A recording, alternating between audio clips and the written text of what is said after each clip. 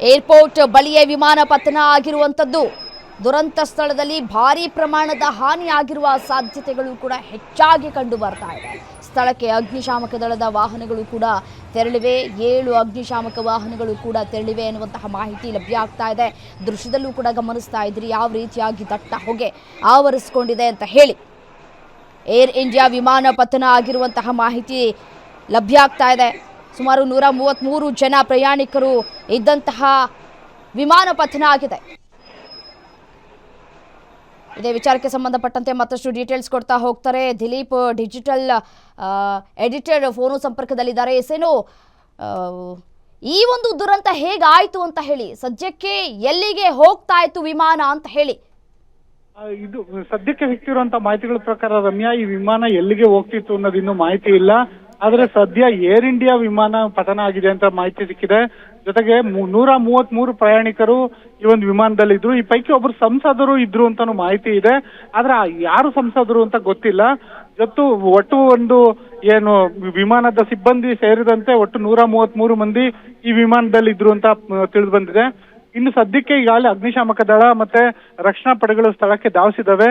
ಜೊತೆಗೆ ಈ ಒಂದು ಮೇಘಾನಿ ಅನ್ನೋ ಪ್ರದೇಶ ಕೇವಲ ಅಹಮದಾಬಾದ್ ಏರ್ಪೋರ್ಟ್ ನ 2 ಕಿಲೋಮೀಟರ್ ವ್ಯಾಪ್ತಿನಲ್ಲಿದೆ.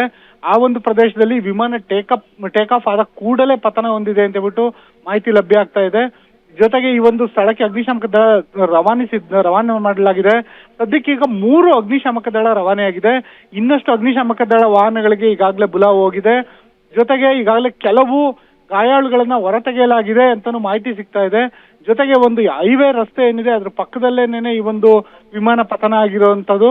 ಮತ್ತೆ ಈಗ ಸಿಗ್ತಿರೋ ಪ್ರಾಥಮಿಕ ಮಾಹಿತಿಗಳ ಪ್ರಕಾರ ತಾಂತ್ರಿಕ ದೋಷದಿಂದ ಈ ಒಂದು ವಿಮಾನ ಪತನ ಆಗ್ತಿದೆ ಅಂತ ಹೇಳ್ಬಿಟ್ಟು ಮಾಹಿತಿ ಸಿಗ್ತಾ ಇದೆ. ಈ ಕುರಿತಾಗಿ ಇನ್ನಷ್ಟು ಮಾಹಿತಿ ಈಗಷ್ಟೇ ಸಿಗ್ಬೇಕಾಗಿದೆ. ಮತ್ತೆ ಎಲ್ಲದಕ್ಕಿಂತ ಮುಖ್ಯವಾಗಿ ವಿಮಾನ ಎನ್ನುವುದು ಜನವಸತಿ ಪ್ರದೇಶದ ಮೇಲೆ ಬಿದ್ದಿದೆ ಅನ್ನೋದು. ಯಾಕಂದ್ರೆ ಇದು ಕೊಲಾಟ್ರಲ್ ಡ್ಯಾಮೇಜ್. ಯಾವಾಗ ಒಂದು ವಿಮಾನ ಯಾವ್ದು ನಿರ್ಜನ ಪ್ರದೇಶದಲ್ಲಿ ಬಿದ್ದಾಗ ವಿಮಾನದಲ್ಲಿ ಇದ್ದವ್ರಿಗೆ ಮಾತ್ರ ಜೀವಕ್ಕೆ ಅಪಾಯ ಆಗೋ ಸಾಧ್ಯತೆ ಇರುತ್ತೆ. ಆದ್ರೆ ಜನವಸತಿ ಪ್ರದೇಶದಲ್ಲಿ ವಿಮಾನ ಬಿದ್ದಿರೋ ಹಿನ್ನೆಲೆಯಲ್ಲಿ ಅಲ್ಲಿನ ಸ್ಥಳೀಯರು, ಅಲ್ಲಿನ ನಾಗರಿಕರಿಗೂ ಕೂಡ ಗಾಯಗೊಂಡಿರುವ ಅಥವಾ ಜೀವಹಾನಿಯಾಗಿರುವ ಸಾಧ್ಯತೆಗಳಿರುತ್ತೆ. ಹಾಗಾಗಿ ಈ ಕುರಿತಾದಂತ ಹೆಚ್ಚಿನ ಮಾಹಿತಿ ಇನ್ನಷ್ಟೇ ನಿರೀಕ್ಷಿಸಬೇಕಾಗಿದೆ ರಮ್ಯಾ.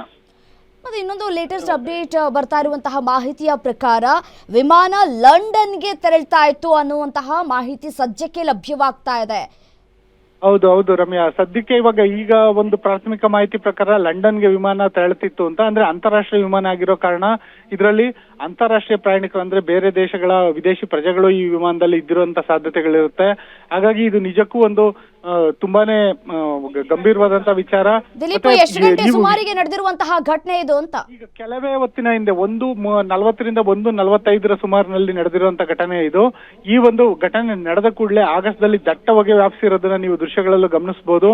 ಈ ಒಂದು ವಿಮಾನ ಅಹಮದಾಬಾದ್ ಏರ್ಪೋರ್ಟ್ ನಿಂದ ಲಂಡನ್ ಕಡೆ ಪ್ರಯಾಣ ಬೆಳೆಸೋದಕ್ಕೆ ಟೇಕ್ ಆಫ್ ಆದ ಕೆಲವೇ ಕ್ಷಣಗಳಲ್ಲಿ, ಅಂದ್ರೆ ವಿಮಾನ ನಿಲ್ದಾಣದಿಂದ ಕೇವಲ 2 ಕಿಲೋಮೀಟರ್ ವ್ಯಾಪ್ತಿನಲ್ಲೇ ಈ ಒಂದು ವಿಮಾನ ನೆಲಕ್ಕಪ್ಪಳಿಸಿದೆ. ಅಂದ್ರೆ ವಿಮಾನ ಟೇಕ್ ಆಫ್ ಆದ ಕೂಡಲೇ ವಿಮಾನ ನೆಲಕ್ಕಪ್ಪಳಿಸಿದೆ.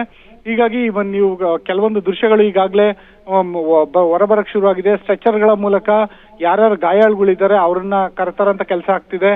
ಮತ್ತೆ ವಿಮಾನ ಅಪ್ಪಳಿಸಿದ ಬಳಿಕ ವಿಮಾನ ಮೊದಲ ಬಾರಿಗೆ ಮರಕ್ಕೆ ಒಂದು ಡಿಕ್ಕಿ ಹೊಡಿತು. ಮರಕ್ಕೆ ತಾಗಿದ ಬಳಿಕ ಈ ರೀತಿಯಾದಂತ ಒಂದು ಘಟನೆ ನಡೀತು ಅಂತ ಒಂದು ಪ್ರಾಥಮಿಕ ಮಾಹಿತಿ ಕೂಡ ಸಿಗ್ತಾ ಇದೆ. ಮೊದಲಿಗೆ ವಿಮಾನದ ಹಿಂಭಾಗ ಅಂದ್ರೆ ರೆಕ್ಕೆಯ ಭಾಗ ನೆಲಕ್ಕೆ ಬಡಿದಿದೆ.